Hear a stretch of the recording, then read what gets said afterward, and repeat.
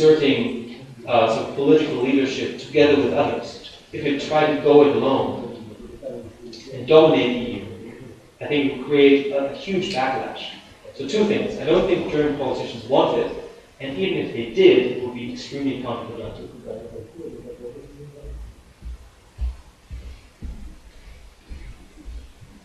Since we touched on Spain, Germany, Scotland, we should touch on Poland. So my question would be, what role for Poland in the transatlantic, in the West, in the future of the transatlantic dynamics? And how do you see the role of the Weimar Triangle, which means minus Britain, for the future of Europe? Thank you.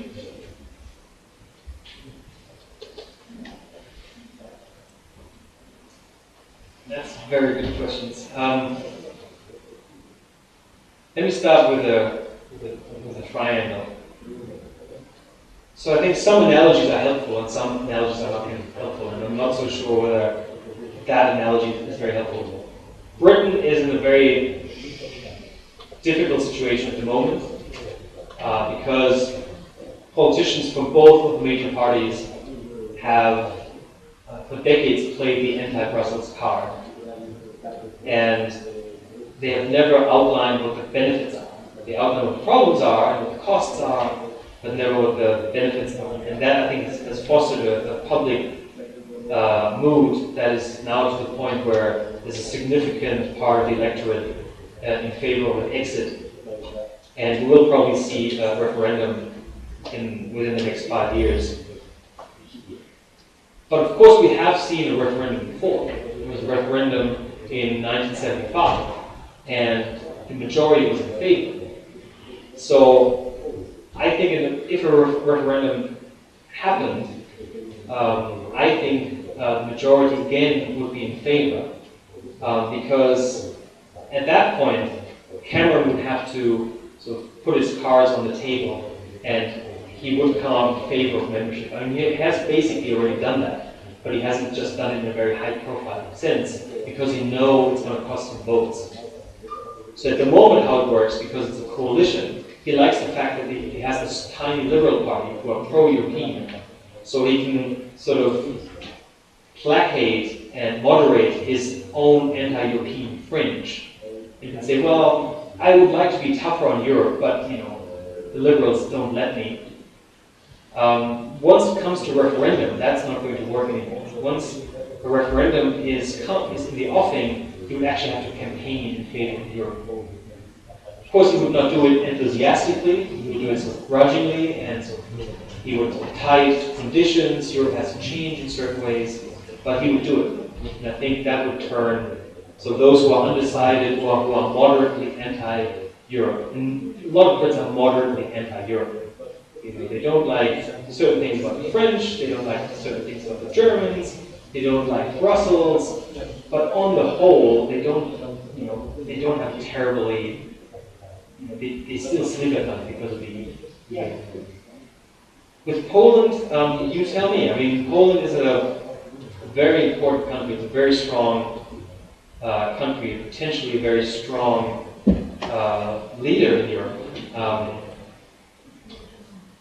But I think the relationship with Russia on the one hand and the relationship with Germany on the other hand, I think will be quite important. And I'd be really curious in the workshop to talk about individual countries more. But my bet would be that it will try to be a player in both the EU and NATO. I don't think it's going to choose between either one or two. But I'm happy to learn from you about this.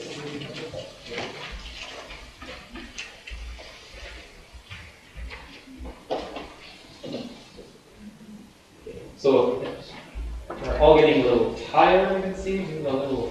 No, we've got two very intensive weeks. Yeah, I understand. So I think maybe one or two more questions, and then time for a coffee break, perhaps. If I may just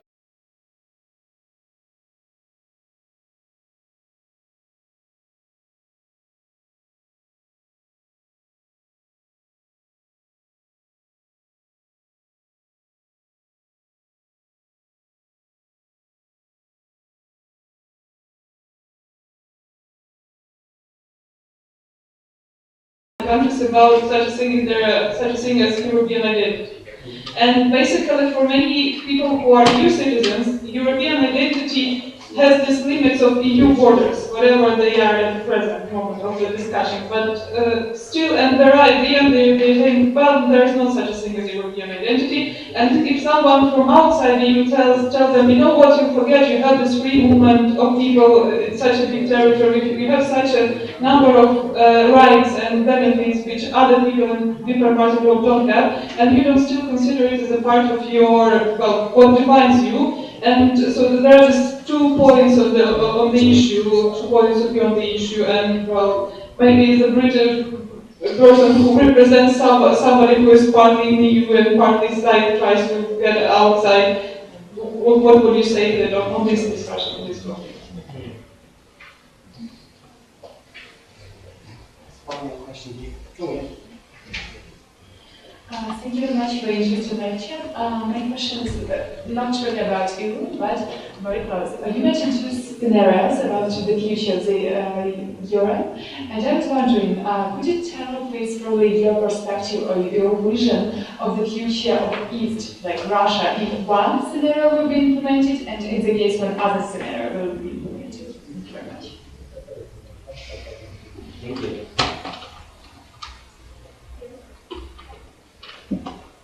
Alright, so when are the easy questions going to come? So every single question was excellent. Thank you very much. I mean, European identity and the UK are 2 huge topics. I think that what is usually forgotten or not seen outside of the UK is that Euroscepticism is a very complex phenomenon. It's not one movement, it's not a party, it's not one idea, it's not one argument. So it comes in different forms, and different people have quite different things that they don't like about the EU. And that is, in addition to that, there's European skepticism and EU skepticism. So quite a few issues that British people have to do with specifics of the EU. The supranational elements, the bureaucracy, certain aspects, financial regulation proposals that are out there at the moment. So there's specific aspects or policies of the EU that they object to. And these cover most of what we usually call Euroscepticism. And then there's a second part that is more sort of anti-European in a sort of general little islander sense. So this sort of island mentality, and also the mentality that still stems from Britain having been a world power, it not wanting to be part of a little Europe, it still wants to be a member of big clubs, and so on. So these are quite different things, and significant in different ways. And I think most issues are specific issues, either specific issues or they're diffuse. So the diffuse anti-Europeanism, the diffuse sort of little islander mentality, the diffuse lingering world power sentiment. But they're too diffuse to be politically important in the sense of actually influencing voting behavior. So I think I'm optimistic when it comes to Euroscepticism. And on the identity, for a long time, probably for much too long, European identity was an elite project. Right? So certain elites in certain countries, getting along well, cooperating with each other well. It's never been as much of a mass phenomenon as it should be. But I think there's no reason why it could not be in the future, because, as you say, there's some very tangible benefits. And the freedom to travel, the freedom to work, is an immense benefit. And the problem just is that a lot of people in the EU, and especially in Britain, just kind of take it for granted. I mean, once you have to start applying for a visa to go anywhere, you start thinking about the benefits, right? So I think that's part of the problem of why there isn't a stronger sort of mass identity on the European level. On Russia, I mean, if you had asked me several years ago, I mean, there were two big hopes, I think. One in the early 90s, and then one a little bit later. The first big hope was that the OSCE is a significant actor.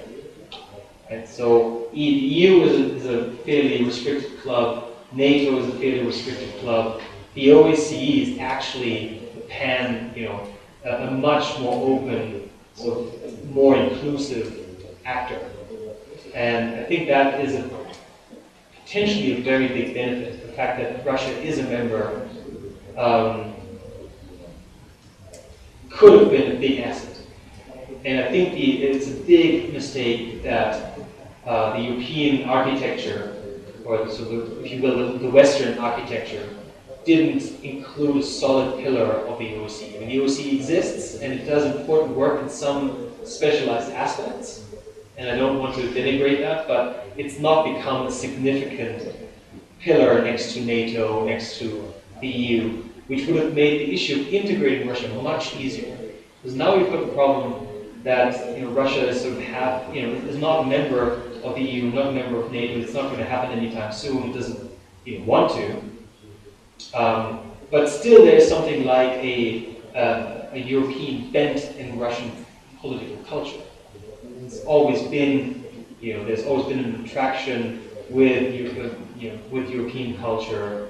Gorbachev, of course, famously talked about Europe as our common home, which Putin wouldn't use that phrase, but it is not. It is important that it is out there. So there is a connection to Europe, and of course, there's the second link is the sort of NATO-Russia Council. Again, I think that's rather been a disappointment. But that doesn't mean that it can't be renewed. So at the moment, I think Russia is in a unfortunate situation where it's not part of any meaningful club, a Western club, I should say. And my hunch is that's going to stay that way for the time being, for the foreseeable future. My ideal scenario would be a strengthened OSCE, not at the expense of NATO or the EU, but alongside the EU and NATO. And Russia could and should play a more important role within the OSCE. But I know that the chances are very slim.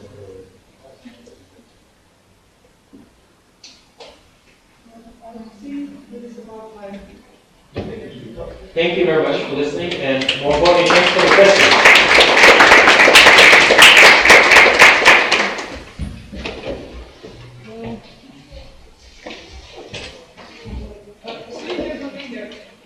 Этот воркшоп будет П, и первый штаб будет С. Еще раз. Верховстаг, он повторите себе. Верховстаг будет в С, в комнате С, Скайпер будет в комнате М. Еще раз? Да.